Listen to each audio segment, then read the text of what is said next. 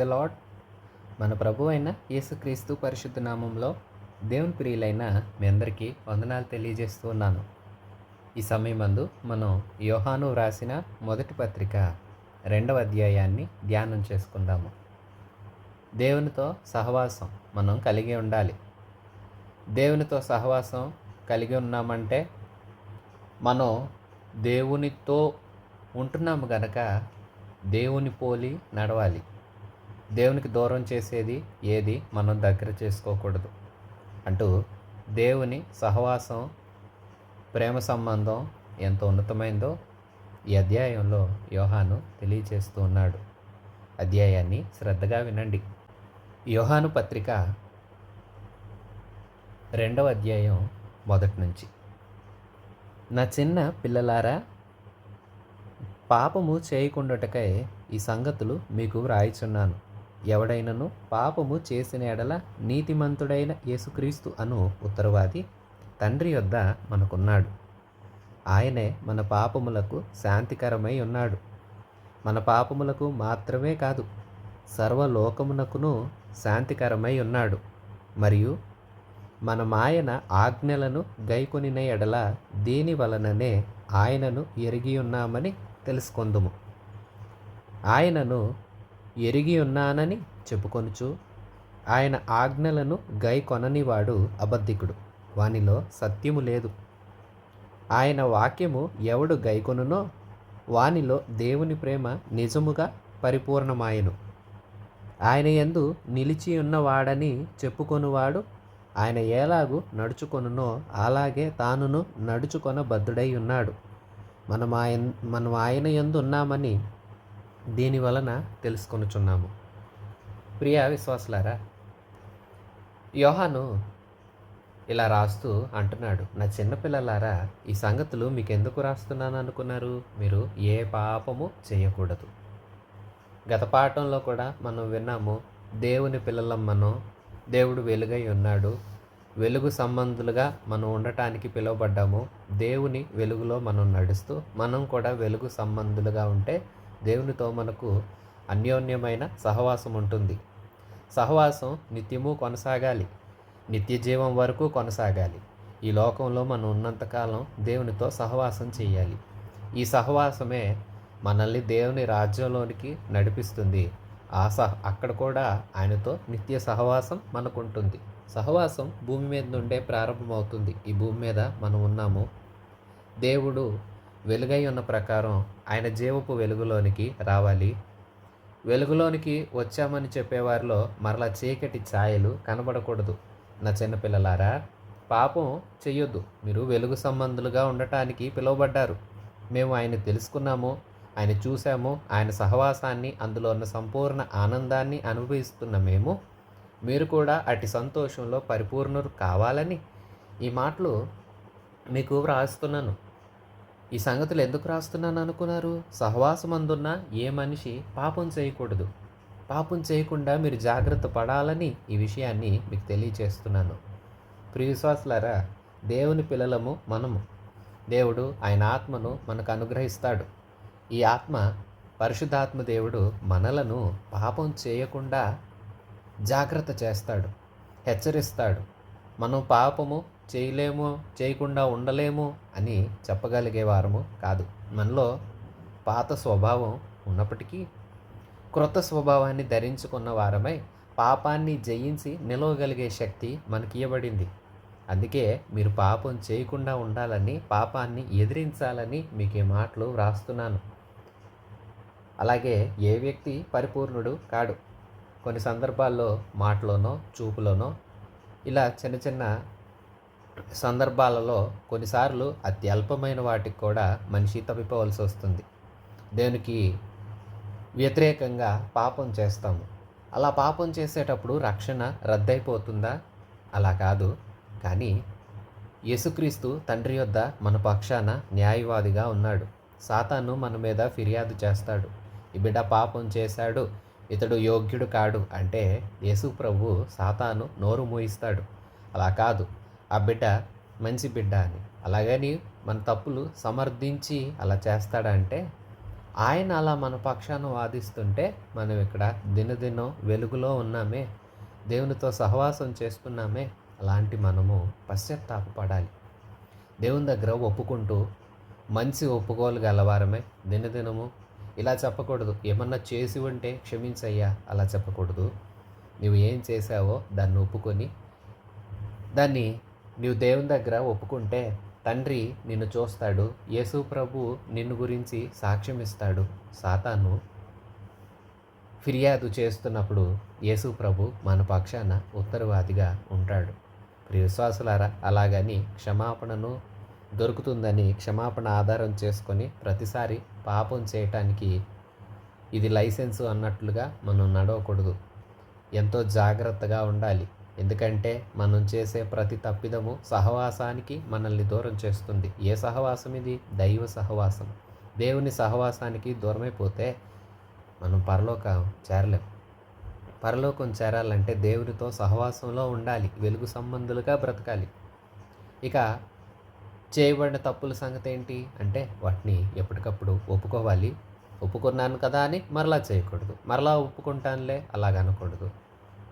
ఒప్పుకోవాలి, దాన్ని విడిచిపెట్టాలి, దాన్ని మరలా నీ జోలు రానివ్వకూడదు. నువ్వు ఏ విషయాలలో బలహీనతలో ఉన్నావో ఆ విషయాలను బట్టి ప్రార్థన చేసుకొని నీ బలహీనతలను నువ్వు జయించాలి తప్ప బలహీనతను ఆధారం చేసుకొని పాపిగా మిగిలిపోవడానికి వీల్లేదు. ప్రతిసారి క్షమాపణ అడుగుతాను అంటే సరిపోదు. నీ వంతు నీవు ఎంతో జాగ్రత్త పడాలి.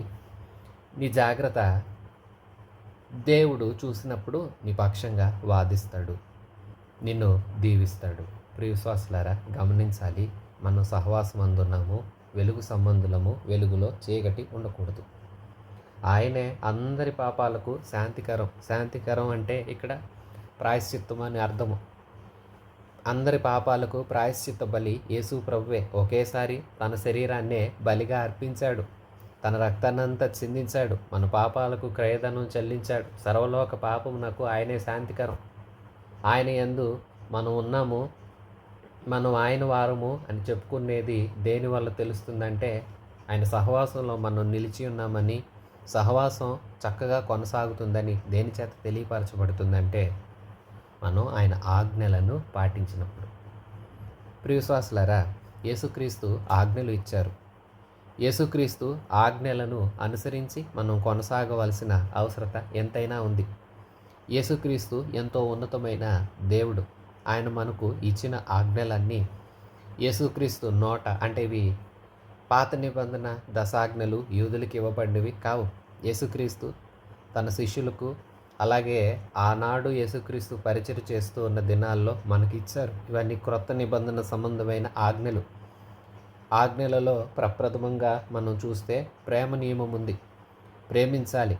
ఈ అధ్యాయంలో మనం ఇంకను క్రిందకు చదువుకుంటూ వెళుతుంటే ఆ విషయాలు మనం గ్రహించగలుగుతాము. దేవుని ఆజ్ఞలను ఎవరైతే గైకొంటారో వారు దేవుని వారు.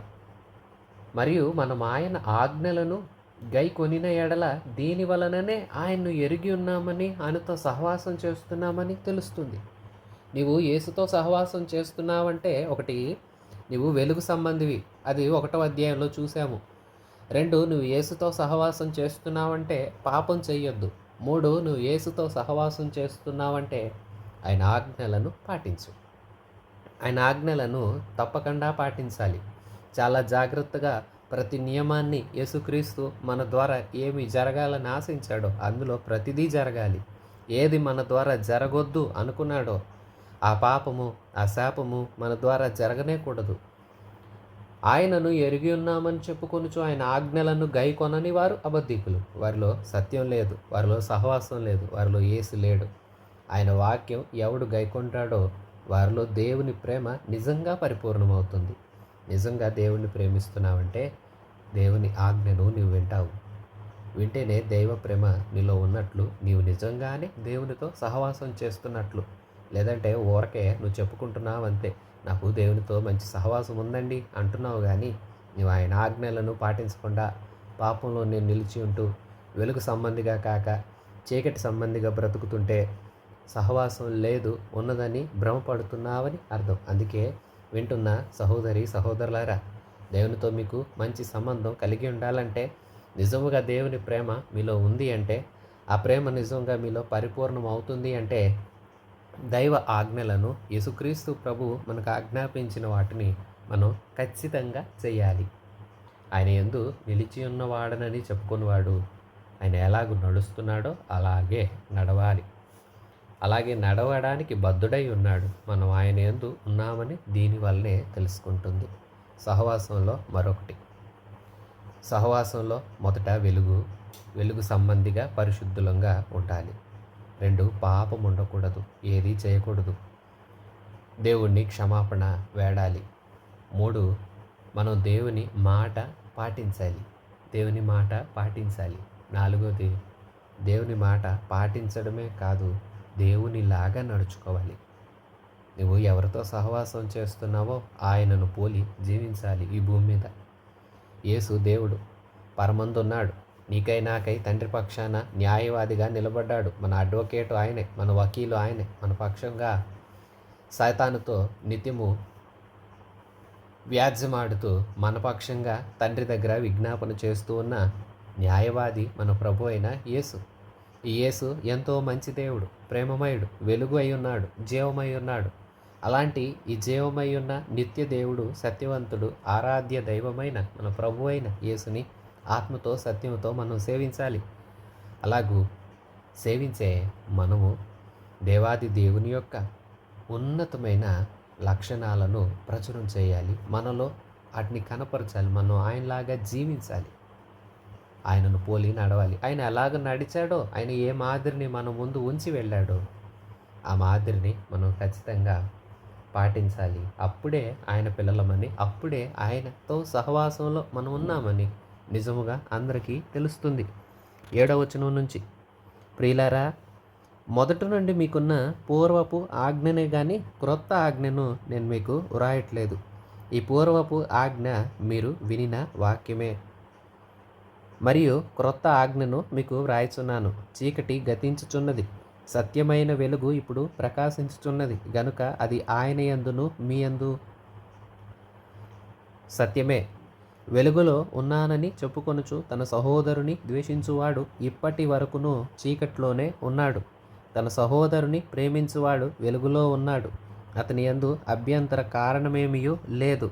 తన సహోదరుని ద్వేషించువాడు చీకట్లో ఉండి చీకట్లో నడుచుచున్నాడు. చీకటి అతని కన్నులకు గ్రుడ్డితనం కలగచేసెను కనుక తానెక్కడికి పోవుచున్నాడో అతనికి తెలియదు. ప్రియ విశ్వాసులారా, ఆలకించండి. ఇంకా చెప్తున్నారు, మొదటి నుండి ఉన్న ఆజ్ఞలనే నేను మీకు రాస్తున్నాను. ఏ మొదటి నుండి ఉన్న ఆజ్ఞలు? ఈ పత్రిక ఆరంభంలో చూశారు కదా, ఆది నుండి ఉన్న వాక్యము. యేసుక్రీస్తుని గురించి మాట్లాడుతూ యోహాను చెప్తున్నాడు, యేసుక్రీస్తు తను పరిచయం చేస్తున్న దినాలలో ఆ 3.5 సంవత్సరాలు శిష్యులతో కూడా నడిచినప్పుడు అపోస్తులకు ఏవైతే ఆజ్ఞలు ఇవ్వబడ్డాయో ఆ అపోస్తులు ఆజ్ఞలన్నిటినీ సంఘాలన్నిట ప్రచురం చేశారు. ఆ ప్రచురం చేయబడిన ఆ ఆజ్ఞలు, యేసుక్రీస్తు ఇచ్చిన ఆజ్ఞలనే నేను మీకు చెప్తున్నాను, వాటినే జ్ఞాపకం చేస్తున్నాను, పూర్వమైన వాటినే జ్ఞాపకం చేస్తున్నా. సరే, క్రొత్తగా మీతో మరలా చెప్పాలన్నా చీకటి గతించిపోతుంది, సత్యమైన వెలుగు ఇప్పుడు ప్రకాశిస్తుంది గనుక ఆయన యందును మీ యందును అది సత్యమే. మీరు వెలుగు సంబంధులుగా ఉండండి. వెలుగు సంబంధంలో ప్రేమ మిళితమై ఉంటుంది. ప్రియశ్వాసులారా, ఈ అధ్యాయంలో, ఈ పత్రికలో ప్రేమ అనేది ఇంచుమించు 33 సార్లు చూస్తాము. ప్రేమ కలిగి ఉండాలి. వెలుగు సంబంధులుగా ఉండటం అంటే ఏంటి? ఇప్పుడు దాకా సహవాసం అంటే ఏంటో ధ్యానం చేస్తూ వచ్చాము.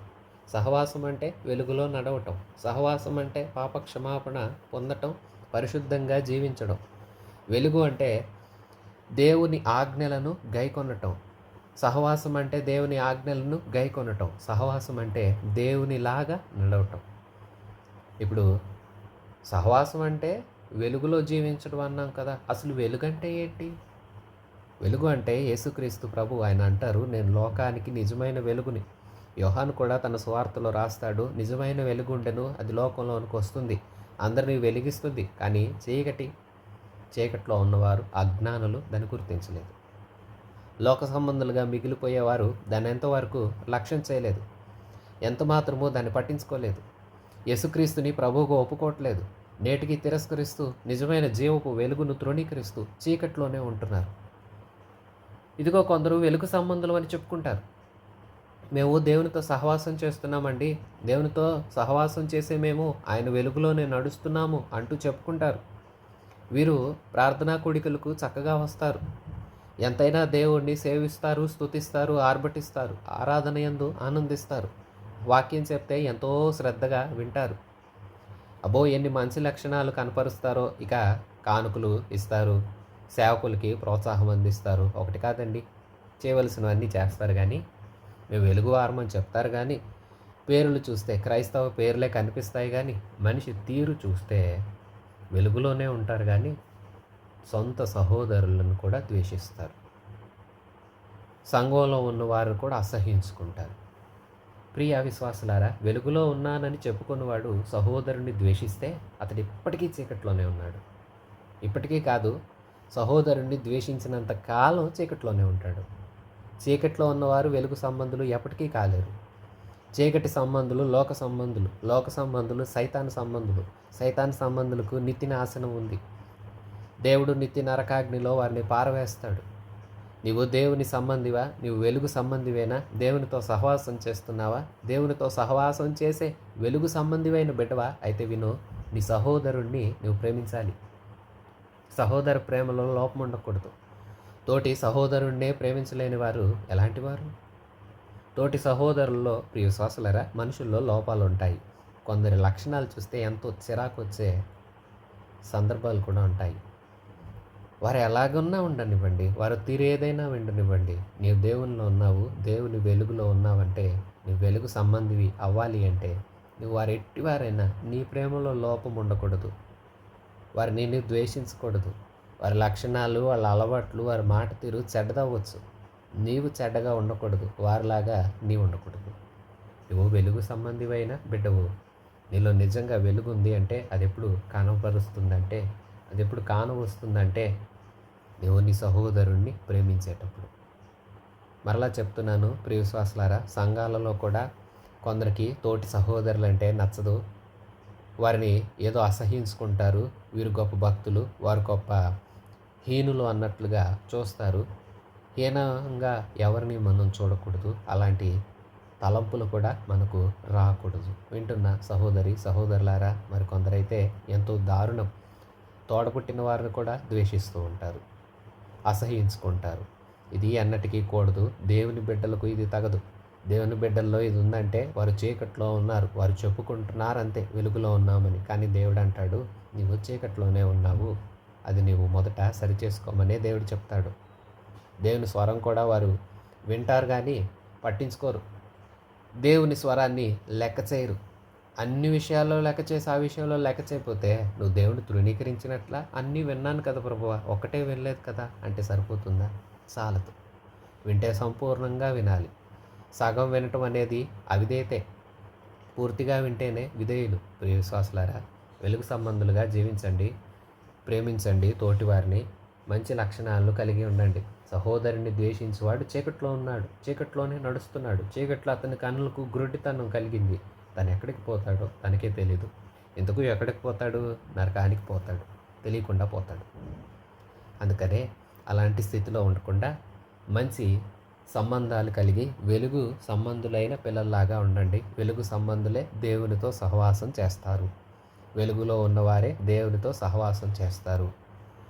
నీవు వెలుగు సంబంధి అవ్వాలంటే తోటి వారిని ప్రేమించు, చీకటిని విడిచిపెట్టు, అజ్ఞానాన్ని విడిచిపెట్టు, ద్వేషాన్ని విడిచిపెట్టు, ప్రేమను నీలో నింపుకో, యేసుక్రీస్తు జ్ఞానాన్ని తెలుసుకో. లేఖనాల యొక్క వెలుగులో జీవితాన్ని పరీక్షించుకొని మనం కూడా వెలిగించబడిన వారమై దేవునితో అన్యోన్య సహవాసం గలవారమై ఉండాలి. అలాగే పాపాలు విడిచిపెట్టాలి, క్షమాపణ వేడుకోవాలి. ఏదో చేసుంటానేమో, లేదు ప్రభువా నువ్వు చెప్పావుగా ఒప్పుకుంటా, అలా కాదు. నిజమైన పశ్చాత్తాపం. అలాగే ఆజ్ఞలు పాటించాలి. దేవుడు చెప్పినవి తూచా తప్పకుండా పాటించాలి. దేవుణ్ణి పోలి నడవాలి. యేసు ఎలాగున్నాడో నీ తీరు అలాగే ఉండాలి. ప్రియశ్వాసులారా, 12వ వచనం నుంచి, చిన్నపిల్లలారా, ఆయన నామమును బట్టి మీ పాపములు క్షమించబడినవి గనుక మీకు వ్రాస్తున్నాను. తండ్రులారా, మీరు ఆది నుండి ఉన్నవారిని ఎరిగి ఉన్నారు గనక మీకు వ్రాయుచున్నాను. యవనులారా, మీరు దుష్టుని జయించి ఉన్నారు గనక మీకు వ్రాయుచున్నాను. చిన్నపిల్లలారా, మీరు తండ్రిని ఎరిగి ఉన్నారు గనక మీకు వ్రాయుచున్నాను. తండ్రులారా, మీరు ఆది నుండి ఉన్నవారిని ఎరిగి ఉన్నారు గనక మీకు వ్రాయుచున్నాను. యవనస్తులారా, మీరు బలవంతులు, దేవుని వాక్యము మీ యందు నిలుచుచున్నది. మీరు దుష్టుని జయించి ఉన్నారు గనక మీకు వ్రాయుచున్నాను. ఈ లోకమునైనను లోకములో ఉన్నవాటినైనను ప్రేమింపకుడి. ఎవడైనను లోకమును ప్రేమించిన ఎడల తండ్రి ప్రేమ వానిలో ఉండదు. లోకంలో ఉన్నదంతా అనగా శరీరాశ, నేత్రాశ, జీవపు డంబము తండ్రి వలన పుట్టినవి కావు. అవి లోక సంబంధము అయినవే. ప్రియవిశ్వాసులారా, ఇప్పుడు వివిధ వయస్కుల వారిని పలకరిస్తున్నాడు. చిన్న పిల్లలారా అంటున్నాడు యోహాన్. చిన్నపిల్లల అంటే ఎవరు వీరు అంటారా? చిన్నపిల్లలు అంటే ఇప్పుడే యేసుక్రీస్తుని క్రొత్తగా అంగీకరించి ఇంకా రక్షణ విషయంలో బాల్య దశలో ఉన్నవారు అని అర్థం. పసిపిల్లల లాంటి మనసు వీరిది, చంటి బిడ్డలు. ఇంకా ఏమీ తెలీదు. యేసు దేవుడు, యేసు లోకాన్ని ప్రేమించి పాపాల కోసం తన ప్రాణత్యాగం చేశాడు, ఈయన నమ్మాలి, ఈయనే నిజదేవుడు అని మాత్రం తెలుసుకున్నారు. ఇంకా భక్తి, ప్రార్థన అలాంటివన్నీ వీరికి పూర్తిగా ఇంకా అవగాహనలో లేవు. అలాంటి చిన్న పిల్లల లాంటి వారిని అంటున్నాడు, చిన్నపిల్లలారా, ఆయన నామాన్ని బట్టి మీ పాపాలు క్షమించబడ్డాయి. అంటే వీరు ఇప్పుడే యేసును అంగీకరించారు, పాపాలు ఒప్పుకున్నారు, లోకానికి వేరే జీవించడానికి ఇష్టపడ్డారు, దేవునిలోకి వచ్చారు, మనసు మార్చుకున్నారు, దేవునికి ఇష్టలుగా బ్రతకడానికి ఇష్టపడ్డవారే తమ పాపాలన్నింటినీ ఒప్పుకున్నారు కాబట్టి నా చిన్న పిల్లలారా, మీ పాపాలు క్షమించబడ్డాయి గనుక మీకు వ్రాస్తున్నా అంటే పలకరిస్తున్నాడు. తండ్రులారా, తండ్రులు అంటే పెద్ద వయస్కులు. ఒక విధంగా చెప్పాలంటే భక్తి చేసుకుంటూ దేవుల్లో ఎదుగుచూ వృద్ధాప్య దశకు వచ్చి వయోవృద్ధులు, అనుభవజ్ఞులు అని చెప్పవచ్చు. అలాంటి మీరు ఆది నుండి అంటే ఏనాటి నుంచో మీ యవ్వన దశలో నుంచో లేదో మీ బాల్య దశలో నుంచో మీరు దేవుణ్ణి తెలుసుకొని యేసుక్రీస్తుని మీ సొంత రక్షకుడిగా అంగీకరించి ఆయనలోనే ఉండి కొనసాగుతున్నారు. ఆరంభం నుండే మీరు ఆయన్ని ఎరిగి ఉన్నారు కనుక మీకు కూడా వ్రాస్తున్నాను, పలకరిస్తున్నాడు. యవనులారా, వీరు తండ్రులంతా అనుభవజ్ఞులు కాకపోయినా వీరు దుష్టుని జయించగలరు, వీరు బలవంతులు, అందుకే మీకు వ్రాస్తున్నాను. మరలా పలకరిస్తున్నాడు. చిన్నపిల్లలారా, మీరు తండ్రిని ఎరిగి ఉన్నారు అంటే మీరు దేవుడిని తెలుసుకున్నారు, అందుకే మీకు వ్రాస్తున్నాను. తండ్రులారా, మీరు ఆది నుండి ఉన్నవారిని ఎరిగి ఉన్నారు కనుక మీకు కూడా వ్రాస్తున్నాను. అంటే మీరు ఇప్పటికే దేవునిలో నడుస్తూ వచ్చారు, వృద్ధాప్య దశకు వచ్చారు, తండ్రి అంత అనుభవజ్ఞులుగా అంటే తండ్రి వయసుకు వచ్చారు, మీకు కూడా వ్రాస్తున్నాను. మరి యువకులారా, మీరు బలవంతులు. సరే, మీ బలం ఎలా వచ్చింది? శారీరకంగా భౌతికంగా మనం చూస్తే ఆహారాన్ని తీసుకుంటాము, దాని ద్వారా బలం వస్తుంది. యవ్వన వయసులో సాధారణంగా యువకులకు బలం ఎక్కువ ఉంటుంది. ఈ బలం శారీరక బలంతో పాటు మీరు వాక్య బలాన్ని కలిగి ఉన్నారు గనక, మీరు వాక్యము మీ యందు నిలవనిచ్చారు గనక మీరు నిజంగా బలవంతులు. వాక్యం ద్వారానే మీరు దుష్టుని ఎదిరించారు, అందుకు మీకు రాస్తున్నాను. వీరు అనుభవజ్ఞులు కాకపోయినా దేవుని వాక్యంలో నిలిచిన వారే అపవాదిని ఎదిరించడం అనేది ఎలాగో నేర్చుకున్నారు. అందుకే యువకులారా, ఒక విధంగా చెప్పాలంటే మీరు దేవుని వాక్యం చేత జయించారు. ఎఫెసు పత్రిక 6వ అధ్యాయంలో దేవుడిచ్చు సర్వాంగ కవచం యొక్క వివరాలు మనం చదువుతాము. మరి అందులో దేవుడు సాతాన్ని, దుష్టుని తంత్రాలను ఎదిరించి పోరాడడానికి ఆత్మ ఖడ్గాన్ని, వాక్యమనే ఆత్మ ఖడ్గాన్ని ధరించిన వారై ఉండండి అని వ్రాశారు. దుష్టుని దేని చేత ఎదిరించలేవు, నీ యుక్తి చేత, నీ భక్తి చేత. ఇలాగూ దుష్టుని తంత్రాలను నీవు ఎదుర్కోలేవు. నీవు దుష్టుని ఎదిరించాలంటే ఖచ్చితంగా నీకు వాక్య సహాయం కావాలి. లేఖనాల యందు దేవుడు కూడా మనం యేసుక్రీస్తు ప్రభువుని గమనిస్తే ఆయన కూడా లేఖనాల ద్వారానే అపవాది శోధనలను ఎదిరించాడు, జయించాడు. యువకులారా, మీరు కూడా దేవుని వాక్యం మీలో ఉంది, ఉండనీయండి. దాన్ని నిలకడగా నిలవనీయండి. మీరు జయించారు, ఇంకనూ జయించండి. మీకు రాయచున్నా అంటే వందనాలు చెప్తున్నాడు యోహాను అన్ని వయస్కుల వారికి. ఈ 3 రకాల వయస్సు. ఒకటి చిన్న పిల్లలు, అంటే వీరు అప్పుడే రక్షణలోనికి వచ్చారు. 2 వయోవృద్ధులు, అంటే అనుభవజ్ఞులు, దేవునిలో ఉన్నారు, భక్తి జీవితాన్ని ఎంతో అనుభవించారు, ఎంతో భక్తి చేశారు, ఎంతో కాలంగా దేవునితో నడిచారు. ఇక యువకులు, వీరు దేవుని కోసం దేవుని వాక్యం ద్వారానే బలవంతులుగా నిలబడగలుగుతారు. వాక్యం లేకపోతే యువకుడు బలవంతుడు కాలేడు, దుష్టుని ఎదిరించలేడు. వాక్యమే యవనస్తుణ్ణి కాపాడగలుగుతుంది. లేదంటే యవనుడు తప్పక తొట్టిల్లుతాడని లేఖనం సెలవిస్తుంది కదా. వాక్యం ఉండనియండి, అప్పుడు మీరు తొట్టిల్లరు, జయిస్తారు అంటూ వీరిని పరామర్శిస్తూ, ఈ లోకంలో ఉన్న వాటినైనా లోకాన్నైనా ప్రేమించొద్దు. ఎవరైనా లోకాన్ని ప్రేమిస్తే తండ్రి ప్రేమ వారిలో ఉండదు అంటున్నాడు యోహాను. ప్రియ విశ్వాసులారా, లోకంలో ఉన్న వాటిని లోకాన్ని ప్రేమించొద్దు అంటున్నాడు. లోకం అంటే మన కంటికి కనపడే భౌతిక సృష్టి కాదు. కంటికి కనపడే భౌతిక సృష్టి, సూర్యచంద్ర నక్షత్రాలు, అలాగే పచ్చని చెట్లు, ఇవన్నీ మనం చూస్తామే. ఇది అంతా ప్రకృతి.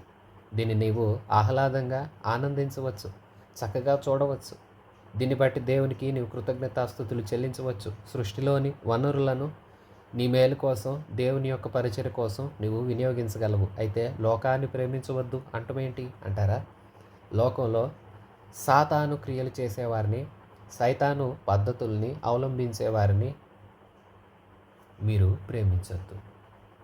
అపవాది శరీరాశ, నేత్రాశ, జీవపు డంబం ద్వారా మిమ్మల్ని కదిలిస్తాడు. లోకంలో అదే ఉంది. లోకం మిమ్మల్ని ఆకర్షిస్తుంది. ఎలాగా? నేత్రాశ. కంటికి ఇంపైనవి చూపెడుతుంది లోకం. ఇందులో ఆనందం ఉంది, రమ్మంటుంది లోకం. దాన్ని నీవు ఆహ్లాదంగా ఉందనుకొని వెళ్ళకూడదు. అలాగే శరీరాశ, శరీరానికి రకరకాల కోరికలు తీర్చుకోమని ఈ లోకం ఆకర్షిస్తుంది, అపవాది ఆకర్షిస్తాడు. అలాగ మీరు చెయ్యొద్దు. లోకంలో ఏమీ లేదు. లోకంలో ఉన్న వాటిని మీరు కోరుకోవద్దు. జీవపు డంబం, గర్వం, లోకంలో పేరు ప్రఖ్యాతులు, పదవులు నీకు ఇస్తాను రమ్మంటుంది లోకం.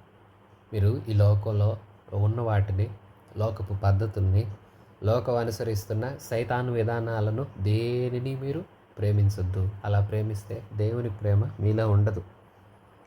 ఎందుకంటే 17వ వచనం, లోకమును దాని ఆశ గతించిపోవచున్నవి, కానీ దేవుని చిత్తం జరిగించువారు నిరంతరం నిలుస్తారు.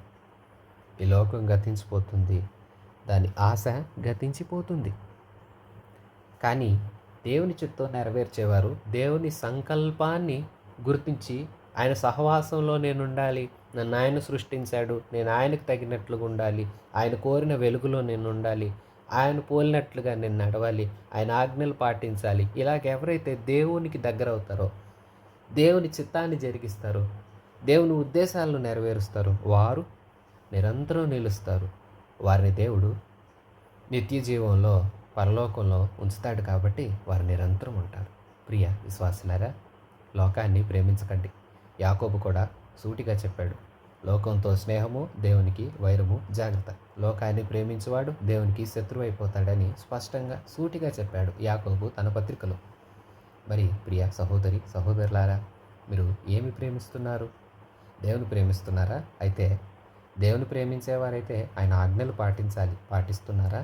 ఆయనకి ఇష్టమైన పిల్లలుగా ఉంటున్నారా? వెలుగు సంబంధులుగా, మిమ్మల్ని వలె మీ పొరుగు వారిని ప్రేమించే బిడ్డలుగా, చీకటిని అసహించుకున్న బిడ్డలుగా, చీకటి కార్యాలే మీలో లేని వారిగా మీరు ఉంటున్నారా? దైవిక సహవాసం గలవారై నడుస్తూ ఉన్నారా? అలాగే మనం కొనసాగించాలి. 18వ వచనం నుంచి, చిన్నపిల్లలారా, ఇది కడవరి గడియ, క్రీస్తు విరోధి వచ్చునని వింటిది కదా. ఇప్పుడును అనేకులైన క్రీస్తు విరోధులు బయలుదేరి ఉన్నారు. ఇది కడవరి గడియ అని దీని చేత తెలుసుకొంచున్నాము.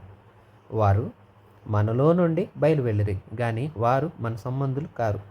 వారు మన సంబంధులైతే మనతో కూడా నిలిచి ఉందరు. అయితే వారందరూ మన సంబంధులు కారని ప్రత్యక్షపరచబడినట్లు వారు బయలువెళ్ళిరి. అయితే మీరు పరిశుద్ధిని వలన అభిషేకం పొందినవారు గనుక సమస్తమును ఎరుగుదురు. మీరు సత్యం ఎరిగిన వారై ఉన్నందున నేను వ్రాయట్లేదు, కానీ మీరు దానిని ఎరిగి ఉన్నందున ఏ అబద్ధమును సత్య సంబంధమైనది కాదని ఎరిగి ఉన్నందునను మీకు వ్రాస్తున్నాను. యేసుక్రీస్తు కాడని చెప్పువాడు తప్ప ఎవడబద్ధికుడు? తండ్రిని కుమారుణ్ణి ఒప్పుకొనని వీడే క్రీస్తు విరోధి. కుమారుని ఒప్పుకొనని ప్రతివాడు తండ్రిని అంగీకరించువాడు కాడు. కుమారుని ఒప్పుకొనువాడు తండ్రిని అంగీకరించువాడు. అయితే మీరు మొదటి నుండి దేనిని వింటిరో అది మీలో నిలవనీయుడి. మీరు మొదటి నుండి వినినది మీలో నిలిచిన ఎడల మీరు కూడా కుమారుని యందును తండ్రి యందును నిలుతురు. నిత్య జీవము అనుగ్రహింతును అనునదియే ఆయన తానే మనకు చేసిన వాగ్దానం. మిమ్మును మోసపరచు వారిని బట్టి ఈ సంగతులు మీకు వ్రాస్తున్నాను. అయితే ఆయన వలన మీరు పొందిన అభిషేకం మీలో నిలుచుచున్నది గనుక ఎవడును మీకు బోధింపనక్కర్లేదు. ఆయన ఇచ్చిన అభిషేకము సత్యమే గాని అబద్ధం కాదు. అది అన్నిటిని గూర్చి మీకు బోధించుచున్న ప్రకారముగాను ఆయన మీకు బోధించిన ప్రకారముగాను ఆయనలో మీరు నిలుచుచున్నారు. కాబట్టి చిన్నపిల్లలారా, ఆయన ప్రత్యక్షమగునప్పుడు ఆయన రాకడయందు మనము ఆయన ఎదుట సిగ్గుపడక ధైర్యము కలిగి ఉండునట్లు మీరు ఆయన యందు నిలిచియుండుడి. ఆయన నీతిమంతుడని మీరు ఎరిగి ఉన్న ఎడల నీతిని జరిగించు ప్రతివాడు ఆయన మూలముగా పుట్టి ఉన్నాడని ఎరుగుదురు. ప్రియ విశ్వాసులారా, ఎన్నో విషయాలు ఈ అధ్యాయం ద్వారా తెలియచేస్తూ ఉన్నాడు. మీరు దేవుని చిత్తాన్ని జరిగించేవారుగా ఉండండి. మీ ఇష్టలు కాదు, మీ ఆలోచనలు కాదు, లోకపు పద్ధతులు, సాతాను పద్ధతులు, మనుషులు నేర్పించే వాటి వెనకాల మీరు తిరగవద్దు. చూడండి, కొందరు అలాగే ఉన్నారు. చిన్నపిల్లలారా, ఇది చివరి గడి అని మీకు తెలుసు. చివరి గడి అంత్య దినాలు ఇవి. ఈ అంత్య దినాలలో ఎలాగుండాలి?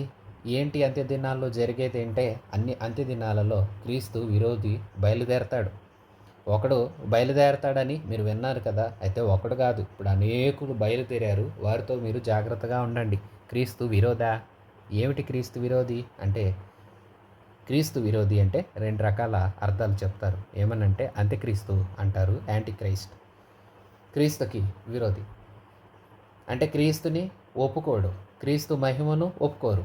అదే చెప్తున్నారు. దేవుని తండ్రిని కుమారుణ్ణి ఒప్పుకొనని, కుమారుణ్ణి విశ్వసింపని, కుమారుని యొక్క మహిమను కుమారుడిని దేవుడని ఒప్పుకొనని ప్రతివాడు క్రీస్తు విరోధే. అంటే క్రీస్తుకు వ్యతిరేకి. యేసుని ఇష్టపడ్డు, యేసుని ఆరాధన చేయనివ్వడు, ఆరాధన చేయమని చెప్పడు. ఆరాధించేవారి మనసులు కూడా పాడు చేస్తాడు వీడు సైతాను సంబంధి. మరి రెండో అర్థం నకిలీ క్రీస్తు అని అర్థం. అంటే యేసు మహిమను వారు దొంగిలిస్తారు, వారే యేసు అన్నట్లుగా. అనేకులు నా పేరట వచ్చి మిమ్మల్ని మోసపుచ్చుతారు, నేనే క్రీస్తునని చెప్తారు, మీరు జాగ్రత్త. అక్కడున్నాడు ఇక్కడున్నాడు అని, క్రీస్తు అక్కడ క్రీస్తు ఇక్కడ ఉన్నారని చెప్తే మీరు నమ్మవద్దు. అన్నింటిని వివేచించి జాగ్రత్తగా ఉండండి. అంత్య దినాల్లో ఇలాంటివి ఎక్కువైపోతాయని యేసుక్రీస్తు ప్రభు కూడా చెప్పారు. అపోస్తులుడైన యోహాను కూడా ఈ పత్రికలు అదే మాట్లాడుతున్నాడు. చిన్నపిల్లలారా, మీరు అసలే చిన్నపిల్లలు, ఇప్పుడిప్పుడే దేవుణ్ణి తెలుసుకున్నారు కాబట్టి జాగ్రత్త గలవారై ఉండండి. వారు దేవుని సంబంధులు కారు, క్రీస్తు విరోధి వచ్చునని విన్నారు కదా. ఇప్పుడు అనేకులైన క్రీస్తు విరోధులు బయలుదేరి ఉన్నారు. ఇది కడవరి గడియ అని దీని చేతే మనకు తెలుస్తుంది. ఇవే అంత్య దినాలని మనకు ఎందుకు తెలుస్తుంది అంటే, క్రీస్తు విరోధి బయలుదేరాడు. క్రీస్తుని వద్దు అని తృణీకరించి, క్రీస్తు దేవుడే కాడని వ్యతిరేకిస్తూ, క్రీస్తు మీద ఆయన గుణ లక్షణాల మీద బురద జల్లుతున్నవారు నేటికి అనేకులు ఉన్నారు. ప్రియ విశ్వాసులారా, మనం కూడా ఎంతో జాగ్రత్త గలవారమై ఉండాలి. వారు మనలో నుండి బయలు వెళ్ళారు, ఎందుకంటే వారు మన సంబంధులు కారు. వారు అలా వెళ్ళటం మంచిదే. దానివల్ల వాస్తవం ఏంటో, మంచివారెవరో చెడ్డవారెవరో ప్రత్యక్షమవుతుంది. అలా ప్రత్యక్షం కావడం కోసమే వాళ్ళు వెళ్ళారు. ఇస్కరియోతు యోధాన్ని చూడండి, శిష్యులందరూ యేసుతోనే ఉన్నారు. కానీ ఆఖరి గడియ వరకు కూడా వీడు క్రీస్తు విరోధిగానే ఉన్నట్లుగా తన మనసు చూడండి ఎలా అయిపోయాడో. చివరి వరకు కూడా యేసును కాదు, డబ్బునే ప్రేమిస్తూ వచ్చాడు. చివరకు దేవునికి దూరంగా వెళ్ళిపోయాడు. దేవునికే దూరంగా వెళ్ళిపోయాడు. దేవునితో ఉన్న యేసుతోనే నడిచిన యేసుకు దగ్గర కాలేకపోయాడు. ఇదిగో ఇదే సాతాను కొందరిలాగు క్రీస్తుకు విరోధులుగా చేసేస్తాడు. మీరు అలాగూ ఉండకండి. ఎవరి చేత మోసపుచ్చబడకండి. అలాగని మీకు క్రొత్తగా ఎవరో వచ్చి ఇది ఆ బోధ ఇది ఈ బోధ అని చెప్పాల్సిన అవసరం లేదు. మీరు పరిశుద్ధిని వలన అభిషేకం పొందారు. ఆత్మదేవుడు మీకు సమస్తాన్ని బోధిస్తాడు, మీకు సమస్తాన్ని బయలుపరుస్తాడు. యేసుప్రభు చెప్పారు కదా, సత్యస్వరూపయగు ఆత్మ మీ వద్దకు వచ్చినప్పుడు మీరు సర్వ సత్యంలోనికి నడిపించబడతారు. సత్యమేంటో అసత్యమేంటో మీకు స్పష్టమవుతుంది. మీరు అన్నీ తెలుసుకోగలుగుతారు. మీరు అన్ని విషయాలను జాగ్రత్తగా బాగుగా గమనిస్తారు. సత్యమందు ఏ అబద్ధం లేదని తెలుసుకోనండి. క్రీస్తు కాడని చెప్పేవాడు తప్ప ఎవడు అబద్ధీకుడు కాదు. తండ్రిని కుమారుణ్ణి ఒప్పుకొనని వాడే క్రీస్తు విరోధి. కుమారుని ఒప్పుకొని ప్రతివాడు తండ్రిని ఒప్పుకుంటాడు. కుమారుణ్ణి ఒప్పుకోనివాడు తండ్రిని కూడా ఒప్పుకోవట్లేదని అర్థం. తండ్రిని కుమారుణ్ణి ఎవరు ఒప్పుకోవట్లేదో వారు నిత్య నాశనానికే వెళ్ళిపోతారు. నిత్య జీవం అనుగ్రహిస్తానని యేసు మనకు వాగ్దానం చేశాడు. ఆ వాగ్దానంలో మనం ఉండాలంటే మనం ఏం చేయాలో తెలుసా? 24వ వచనంలో చెప్పినట్లుగా మీరు మొదట నుండి దేనిని వింటిరో అది మీలో, మీరు మొదటి నుండి దేన్ని విన్నారో అది మీలో నిలిచి ఉండనీయండి. మీరు మొదటి నుండి వినినది మీలో నిలిచిన ఎడల మీరు కూడా కుమారుని యందును తండ్రి యందును నిలుస్తారు. ఏంటి మొదటి నుంచి ఏం విన్నారు? ఏది నిలిచి ఉండనివ్వాలంటే రకరకాల మనుషులు వచ్చి యేసు అలాగా యేసు ఇలాగా అని చెప్తారు. అవి కాదు. మీ మనసులో ఏది ఉండాలి? మొదటి నుంచి మీరు ఏది విన్నారు? మేము మీకేం బోధించాము అంటే యేసు పుట్టుక, యేసు జీవన విధానం, యేసు మరణం, ఆయన సమాధి చేయబడ్డం, యేసు పునరుత్థానం, పునరుత్థానుడైన ప్రభు ఏ ఆజ్ఞలు ఇచ్చాడో ఇస్తూ ఏం చెప్పాడు? వీటిని నెరవేర్చండి అన్నాడు. అందరికీ సువార్త చెప్పండి అన్నాడు. వెళుతూ చెప్పాడు, నేను మరలా వస్తానన్నాడు. యేసు మరలా వస్తాడు. యేసు తండ్రి దగ్గరికి వెళ్ళాడు. యేసు మనకై మరణించి తిరిగి లేచాడు. యేసు మన కోసం తన అమూల్యమైన రక్తాన్ని చిందించాడు. మన కోసం తన ప్రాణాన్ని పెట్టాడు. ఆయన కన్య మరియ గర్భాన పవిత్రుడిగా జన్మించాడు. ఆయన గొప్ప దేవుడు. ఆయన తన మహిమను విడిచాడు. మనకై సర్వ మానవాళి రక్షణ కోసం సాధారణ మనిషిగా జీవించాడు. ఎన్నో ఆశ్చర్య కార్యాలు చేశాడు. రాజ్య సువార్తను బోధించాడు. ఇదే మేము మీకు చెప్పాం. ఇదే మీలో కడవరకు నిలవనివ్వండి. ఇక ఎవరో మీకు ఏదో చెప్పాల్సిన అవసరం లేదు. మీకు అన్నీ బయలుపరిచే దేవుడు ఉన్నాడు. ఆ బయలుపరిచే దేవునిలో మీరు నిలిచి ఉంటే సత్యం మీద అసత్యం మీద మీరు తెలుసుకోగలిగితే చాలు. క్రీస్తు విరోధి ఎవరు? క్రీస్తుని అంగీకరింపని వాడే క్రీస్తు విరోధి. క్రీస్తు లాగా నటించి దేవుని మహిమను దోచుకునేవాడే క్రీస్తు విరోధి అవుతాడు. అట్టి వారితో జాగ్రత్తగా ఉండండి. యేసు వాగ్దానంలో స్థిరులుగా ఉండండి. మీరు ఏది విన్నారో దానిలో అది మీలో కడవరకు నిలవనియండి. మీరు విన్న వాక్యం మీలో నిలవాలి. అప్పుడు మీరు దేవుల్లో నిలుస్తారు. యేసుప్రభు కూడా అదే చెప్పారు. ఎవరు నా యందు నిలిచి ఉంటారో నేను ఎవరి యందు నిలిచి ఉంటానో, ఎవని యందు నా మాటలు నిలిచి ఉంటాయో వారికి ఏది ఇష్టమైనా వారు అడిగితే నేను చేస్తాను. వారు నాతో ఉండి నాలో ఉండి బహుగా ఫలిస్తారు. నా మాటలు వారిలో పనిచేయాలి. నా మాటలు నిలిచి ఉండాలి. నేను వారిలో నిలిచి ఉండాలి. వారు నా యందు నిలిచి ఉండాలని యోహాను సువార్త 15వ అధ్యాయంలో మనం చదువుతాం. ప్రియ విశ్వాసులారా, మరి లోకం ఎంతో భయంకరమైన అనుభవాల గుండా సాగుతుంది. సత్యాన్ని తృణీకరించేవారు ఎక్కువ. అసత్యాన్ని నమ్మి అదే సత్యమని నమ్ముతున్నవారు అనేకులు, కోటాను కోట్లు. సత్యాన్ని చేతపట్టిన వారు కొందరే. చేతపట్టిన సత్యంలో కడవరకు నిలుస్తున్నవారు మరి తక్కువ మందే. ఎందుకంటే సత్యాన్ని నమ్మి మరలా వెనక్కి వెళ్ళిపోతున్నారు. సత్యాన్ని తెలుసుకొని సత్యానుసారులుగా, వెలుగు సంబంధులుగా, పరిశుద్ధులుగా జీవించలేక లోకాన్ని ప్రేమిస్తూ, లోకంలో ఉన్న వాటిని జరిగిస్తూ, దేవుని చిత్తం కాకుండా తమ స్వచిత్తాన్ని నెరవేర్చుకుంటూ దేవునికి దూరస్తులైపోతున్న వారు కూడా కోటాను కోట్ల ప్రజలుండగా దేవుడు ఏమై ఉన్నాడో, ఆయన ఏం మనతో చెప్తున్నాడో వాటిని భయం కలిగి వణుకుతూ అనుభవంతో దేవుని యొక్క మార్గాలలో నడుస్తూ ఆజ్ఞల మార్గాన్ని అనుసరిస్తూ దేవునికి ఇష్టలుగా బ్రతుకుతున్నవారు చాలా తక్కువగా, అరుదుగా కనిపిస్తున్నారు. ప్రియ విశ్వాసులారా, ఇప్పుడే ఇలాగుంటే మున్ముందు దినాల్లో ఏమవుతుందో ఊహించగలమా? మరి నీవెలాగున్నావు? సహవాసానికి పిలిచిన దేవునితో సహవాసం చేస్తున్నావా? వెలుగు సంబంధిగా ఉన్నావా? వెలుగు సంబంధి అంటే సహోదరుని ద్వేషిస్తే వెలుగు సంబంధివి కావు. సహోదరుని ప్రేమించు. నిన్ను వలే నీ పొరుగు వారిని ప్రేమిస్తేనే నీవు వెలుగు సంబంధివి. వెలుగు సంబంధివి.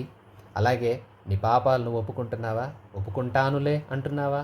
అమ్మో దేవుడు చెప్పాడుగా అంటున్నావా? నిజమైన యథార్థమైన మనసుతో ఒప్పుకుంటున్నావా? నువ్వు ఒప్పుకుంటే నీ పక్షంగా న్యాయాధిపతిగా యేసు నిలుస్తాడు. నువ్వు ఒప్పుకోలేకపోతే నీ పక్షాన యేసు ఎలా వాదిస్తాడు? ఏమి తప్పిపోతున్నావో, ఏ విషయంలో సడలిపోతున్నావో ఒప్పుకో. సరే ఒప్పుకున్నానని మరలా చేయకు, విడిచిపెట్టు. జాగ్రత్త కలిగి ఉండు. దేవుణ్ణి ప్రేమిస్తున్నావా? ప్రేమ నీలో నిలిచి ఉందా?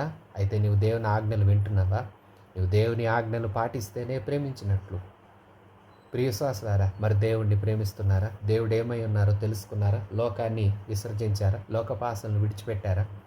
యువకులారా, దేవుని వాక్యం చేత బలం పొందిన వారే దుష్టుని ఎదిరిస్తున్నారా? పాపాన్ని జయిస్తున్నారా? చిన్నపిల్లలారా, అంటే ఇప్పుడే రక్షణలోనికి వచ్చిన వారులారా, ఈ పాపాలు క్షమించబడ్డాయి. మున్ముందుకు మరల పాపంలో పడకుండా జాగ్రత్త పడండి. దేవుణ్ణి పూర్తిగా తెలుసుకోనండి. తండ్రులారా, ఎంతో వయసు వచ్చింది, మీకు అనుభవాలు ఎంతో వచ్చాయి. మీరు ఆది నుండి ఆయన్ని ఎరిగి ఉన్నారు. మీకు కూడా రాస్తున్నాను, మీరు అందులో స్థిరులుగా ఉండండి. మరి వింటున్న సహోదరులారా, సహవాసం అందున్నావా? వెలుగు సంబంధిగా జీవిస్తున్నావా? ఆజ్ఞలు వింటూ దేవుని ప్రేమ నీలో ఉందని నీవు రుజువు చేస్తున్నావా? అలాగే నిన్ను వలె నీ పొరుగు వారిని ప్రేమించి వెలుగు సంబంధిగా నీవు ఉన్నావా? లోకాన్ని ప్రేమిస్తున్నావా? సాతాను పద్ధతులను ప్రేమిస్తున్నావా? ద్వేషించి దేవుని చిత్తాన్ని మాత్రమే నెరవేర్చేదే నీ గురిగా, గమ్యంగా నువ్వు కలిగి ఉన్నావా? తప్పుడు బోధలు వస్తాయి, సిద్ధాంతాలు వస్తాయి. సత్యాన్ని విడిచిపెట్టకు. నువ్వు ఏది విన్నావు, యేసుని గురించి ఏం తెలుసుకున్నావు, ఏది నమ్మావు, దానిలో స్థిరంగా నిలువు, కదలకు. అప్పుడు దేవుని వాగ్దానాలకు మనం వారసులము అవుతాము. దేవుడు ఉన్నతమైన దేవుడు. ఆయన వెలుగై ఉన్నాడు. నీవు నేను వెలుగు సంబంధులుగా జీవించాలి. ఆయన ప్రేమమయుడు, అందరినీ ప్రేమించాడు. యేసు ప్రేమ ఎంత ఉన్నతమైనదో నీకు జ్ఞాపకం లేదా? సిలువ వేసిన వారిని సైతము క్షమించింది దైవ ప్రేమ. మోసం చేసిన శిష్యుడిని కూడా సహించింది దైవ ప్రేమ. తనను కొట్టిన వారిని, తనను దూషించిన వారిని, తనను అవమానానికి గురి చేసిన వారిని క్షమించింది. చెలికాడా అని పిలిచింది. తండ్రి, వీరేమి చేయుచున్నారో వీరెరగరని అందరి యొక్క అమాయకత్వాన్ని బట్టి మొరపెట్టింది దైవ ప్రేమ. ఏ ప్రేమ నీకుంది? మనుషులు చూపించే స్వార్థపూరితమైన ప్రేమతో నీవు ఉన్నావా? అలా కాదు. దైవ ప్రేమ ఎంతో గొప్పది. ఈ ప్రేమలో నీవు ఎదుగు. ఈ ప్రేమను నీలో నింపుకొని అనేకులకు క్రీస్తు ప్రేమను చూపించు. మెట్టుకు ప్రియ సహోదరులారా, ఆయన ఎలాగ నడుచుకున్నాడో మీరు కూడా ఆయనను పోలి నడుచుకోండి. క్రీస్తులాగా నడవాలి. యేసు ఏమై ఉన్నాడు, ఎలా నడిచాడో నీవు అలాగే నడవాలి. నీ నడక యేసు వలె ఉండాలి. నీవు యేసులాగా జీవించాలి. ఇంకా చెప్పాలంటే యేసే నీలో జీవించాలి. యేసు నీలో జీవించగోరుతున్నాడు. మరి యేసుకి నీ హృదయమందు స్థానం ఇచ్చావా? నీ హృదయపు కోవెలలో ప్రభువైన యేసుని ప్రతిష్ఠించుకొని ఆయనను నీ పాలకుడిగా నీవు అంగీకరించి నీ పైన సర్వాధికారాన్ని ఆయనకే అప్పజెప్పు. అప్పుడు నిన్ను ఆయన ఉన్నతమైన బిడ్డగా తీర్చిదిద్ది అనేకుల ఎదుట నిన్ను తన సాక్షిగా, పత్రికగా నిలబెడతాడు. నీకు తన రాజ్యంలో చోటిస్తాడు. ప్రభువు రాబోతూ ఉన్నాడు. ప్రభువును పోలి మనందరం జీవిద్దాము. ప్రభువులాగానే నడుచుకుందాము. ప్రభు ఈ మాటలు ప్రతి వారి హృదయాల్లో స్థిరపరిచి మహిమ కలిగిన ఆయన రాకడకు మనందరినీ సిద్ధపరచునుగాక. ఆమెన్. మన ప్రభు అయిన యేసుక్రీస్తు కృప, తండ్రి అయిన దేవుని పరమ ప్రేమ, పరిశుద్ధాత్మ దేవుని సన్నిధి సహవాసం మనందరికీ సదాకాలం తోడై ఉండి నడిపించునుగాక. ఆమెన్. God bless you.